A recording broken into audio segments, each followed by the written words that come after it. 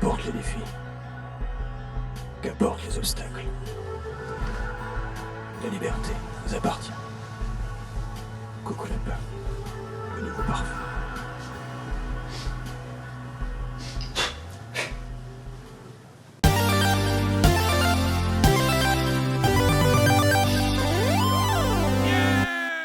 Qu'on le veuille ou non, le premier jugement qu'on va se faire sur un individu se fonde sur ce qu'il possède.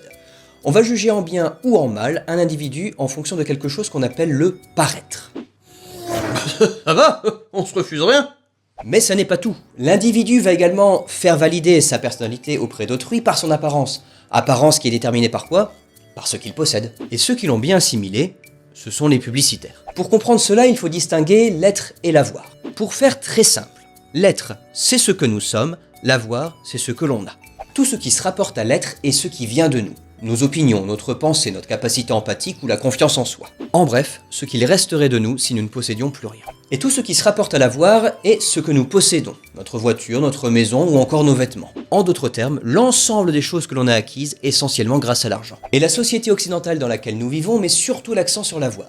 Nous avons tendance à juger les individus par rapport à ce qu'ils ont plutôt que par rapport à ce qu'ils sont. Après, on peut aussi ne pas juger les gens, tout simplement. Voyez-vous, nous avions parlé du caractère illimité du désir. Nous désirons sans cesse et toujours plus. Et la publicité va fabriquer du désir en nous pour nous inciter à consommer, en nous faisant croire que nous en avons besoin. Mais ce n'est pas tout. Dans les messages qu'elle peut délivrer, bien souvent, elle associe le fait d'avoir, donc de posséder, avec le fait d'être. Ce que l'on possède devient la traduction de ce que nous voulons être. En possédant, nous serons. Et quand il s'agit de vendre, les publicitaires sont capables de bien des choses. Notre vision de la mobilité naît de vos désirs de liberté.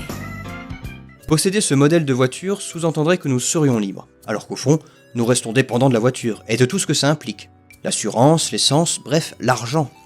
De plus... Excuse-moi. You. Oui? C'est qui? Bah retourne-toi malheureux. Hein? You. Je suis là. Ah! Salut! Ouais, salut. Dis, j'écoute depuis tout à l'heure et je réfléchissais à un truc. Quoi donc? Imagine un parfum. Jusque-là, ça va. Bah pourquoi ces pubs, c'est toujours des canons qui les font? Ah, c'est marrant que tu dises des canons parce que moi ça me fait penser à canon de beauté. Genre en art, comme dans les sculptures antiques? Oui, une sorte d'idéal du corps. Ouais, je vois. En fait, c'est ce qu'on appelle maintenant des top modèles, quoi. Quoi? Bah top modèle. Top, c'est le haut du panier, et modèle, ça se réfère à ce qu'on doit imiter. Mais oui.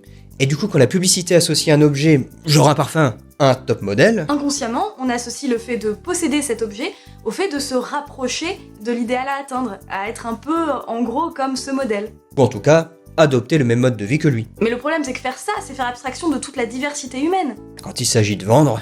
Et surtout, bah, ces publicités, elles sont complètement hétérocentrées, à tendance phallocrate au service du consumérisme ambiant. Comment? Et tout ça, bah, ça se fait au détriment d'une pluralité corpo-spirituelle, émanant de la richesse socioculturelle environnante, véritable allégorie de la transcendance humaine qui nous abroge de ce darwinisme social, véritable suppositoire en fait de cette société méritocratique dans laquelle on vit.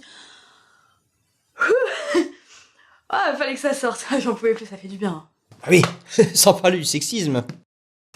Oui, bah c'est ce que je viens de dire en fait.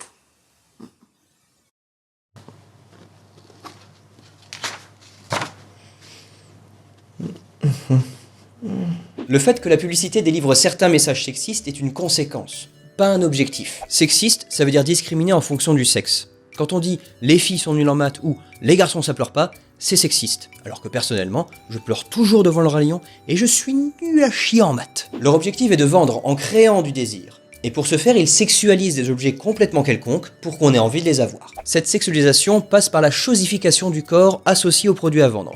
Et majoritairement, c'est le corps des femmes. En soi, vouloir vendre quelque chose, ça peut être bien si c'était pour créer plus d'épanouissement ou plus de justice.